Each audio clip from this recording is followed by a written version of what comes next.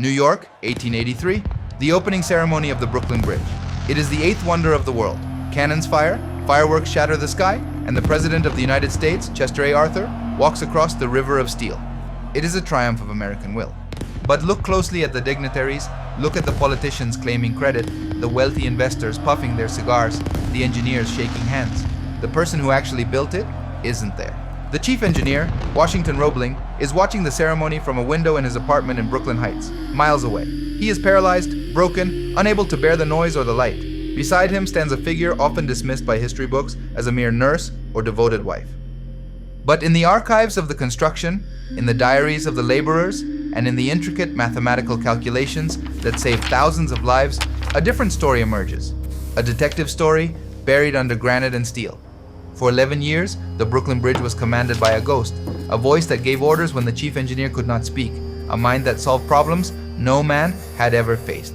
Today, we peel back the layers of the impossible. This is not just the story of a bridge, this is the story of the greatest deception in the history of engineering, and it begins with a curse. To understand Emily, we must first understand the monster she was destined to tame. The Brooklyn Bridge wasn't just a construction project. In 1869, it was considered science fiction. The span was too long, the river was too turbulent. The mastermind was John Roebling, Emily's father-in-law. A genius.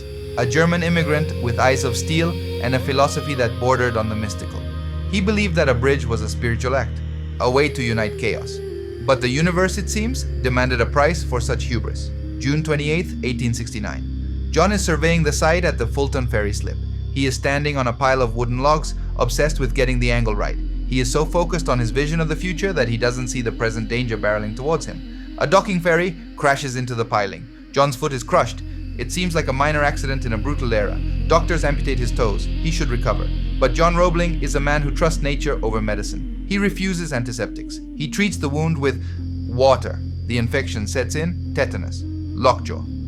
It is a horrific way to die.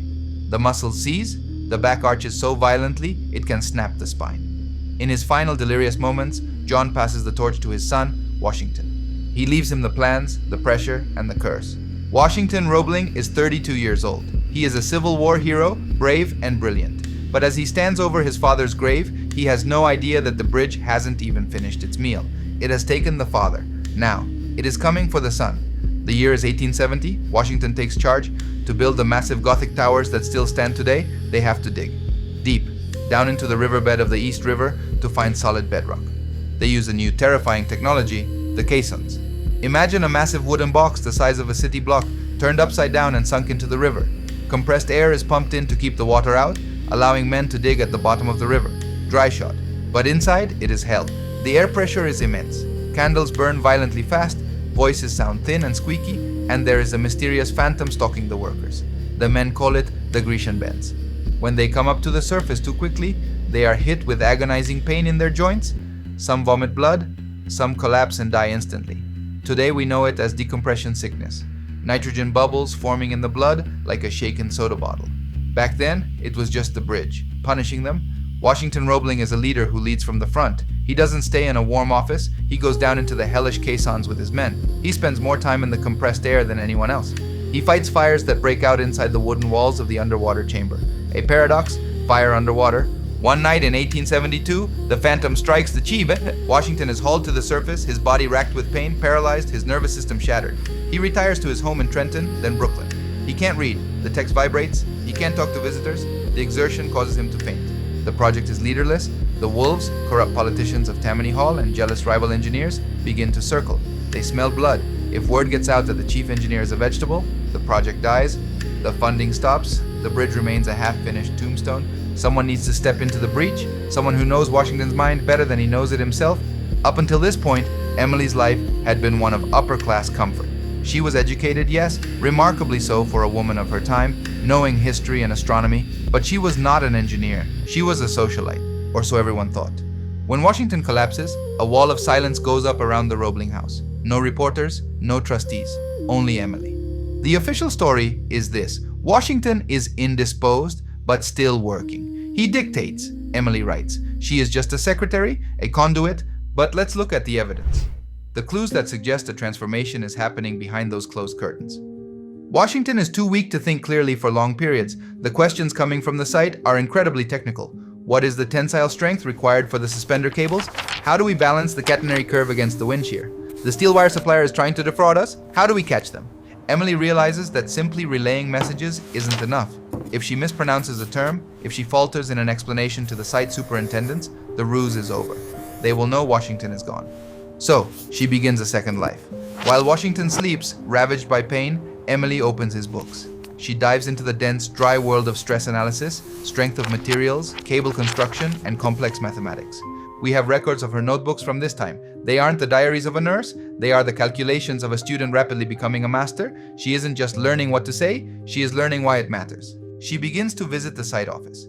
At first, the hardened engineers, men with dirt under their fingernails and tobacco in their cheeks, look at her with skepticism. A woman? Here?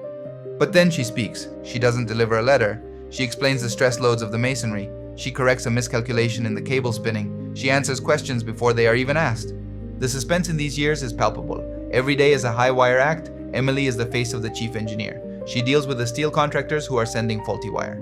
She navigates the political dinners where one slip of the tongue could reveal her husband's true condition. She is becoming the de facto chief engineer, but she must remain invisible. If she claims the title, they will fire her husband. If she fails, the bridge falls. And just as she gains control, a massive crisis looms. The Great Blowout. A disaster that threatens to tear the caisson apart and kill everyone inside. And Washington is too sick to help. The decisions now are hers alone. By 1878, the great towers are standing. Now comes the most delicate operation of all, spinning the cables. These aren't solid bars of iron, they are composed of thousands of thin steel wires bundled together like a muscle.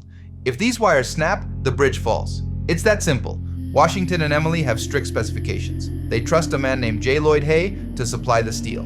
He is reputable, he is wealthy, he is also a liar. This brings us to the darkest chapter of the construction, a detective story hidden inside the engineering logs. Inspectors begin to notice something strange. The wire arriving at the site during the day is perfect. It passes every stress test. But the wire arriving in the evening, the wagons look different. The Roeblings suspect sabotage. They quietly increase surveillance. What they find is a scam of massive proportions. Hay is taking the rejected, brittle, rotten wire that failed the tests, loading it onto wagons, driving it around the block, and sneaking it back into the supply chain to be spun into the bridge cables. The horror of this discovery cannot be overstated. By the time Emily and Washington catch him, tons of this rotten wire have already been woven into the cables. It is there forever. They cannot undo it without tearing the entire bridge down and starting over, bankrupting the project. The trustees panic, the politicians scream, but in the quiet room in Brooklyn Heights, the invalid engineer and his apprentice work the numbers. Emily relays the solution. It is a masterstroke of over-engineering. They calculate the exact weakness introduced by the bad wire, and they order extra steel, good steel, to be added to the bundle. They wrap the rotten core in a sheath of unbreakable strength. To this day, if you drive over the Brooklyn Bridge, you are supported by that extra steel. The bridge is actually stronger because of the fraud. But the stress of this scandal nearly kills Washington. He is fading, and the sharks smell blood again. 1882. The bridge is 99% complete, but the 1% left is the hardest. The public has not seen the chief engineer in a decade. Rumors are wild. Some say he is insane. Some say he is dead, and Emily is propping up a corpse like a marionette. The mayor of Brooklyn, Seth Lowe, decides enough is enough. He calls for a vote to remove Washington Roebling as chief engineer. This is the climax of Emily's war. If Washington is fired now, just months before the opening, the Roebling name will be disgraced. All her work, all her sacrifice will be erased. Washington cannot attend the meeting, he cannot speak. So Emily Warren Roebling steps out of the shadows. She goes to the American Society of Civil Engineers. She meets with the politicians. She attends the gatherings of the trustees. For the first time, she doesn't just relay messages. She argues the case. She uses her charm. Yes, she is a Victorian woman after all, but she backs it with cold, hard data. She speaks with such authority on the tensile strength, the load-bearing capacity, and the financial audits that the men in the room are stunned. They realize something that had been right in front of their faces for years. She isn't just defending the chief engineer, she is the chief engineer. The vote is held. It is close, but the Roeblings win. Washington keeps his title, but everyone in that room knows who saved him. May 24th, 1883. The opening day we saw at the beginning of this video, but before the fireworks, before the president arrives, there is a tradition. Who will be the first human to cross the completed span? By rights, it should be the mayor, or the governor, or Washington Roebling, but the workers, the rough men who have died, bled, and sweated for 14 years, they know who led them. They know whose handwriting was on the orders. A week before the official opening, Emily Warren Roebling climbs into a carriage. She takes a live rooster with her, a symbol of victory. She rides across the span. The wind from the Atlantic hits her face. She looks through the steel cables, that web she helped weave. As she passes, the workers stop. They take off their hats, they cheer, not for the wife of the engineer, but for the boss. It is a moment of pure, unadulterated validation. She crosses the river that killed her father-in-law and crippled her husband. She has defeated the curse. Back to the window. Washington watches the ceremony through a telescope. Emily is there with the president. When the speeches are made, a plaque is unveiled on the bridge. It is dedicated to the memory of John Roebling and the genius of Washington Roebling. And Emily? Her name is mentioned in the dedication speech by a rival engineer, Abram Hewitt. He says, "The name of Emily Warren Roebling will be inseparably associated with all that is admirable in human nature, with the long martyrdom of which she has been the saintly attendant." Attendant, saintly. Even in her victory, history tries to put her back in the box. They praise her devotion as a wife, not her skill as an engineer. But the bridge does not lie. Emily Warren Roebling went on to study law. She became a fierce advocate for women's rights. She refused to remain silent ever again. Today, over 100,000 vehicles cross the Brooklyn Bridge every single day. They are suspended over the dark water by the math and the will of a woman who wasn't supposed to be there. She didn't just build a bridge between Brooklyn and Manhattan. She built a bridge for every woman who would come after her, proving that intellect has no gender. The next time you look at that skyline, remember, it wasn't just built by steel and stone. It was built by a secret.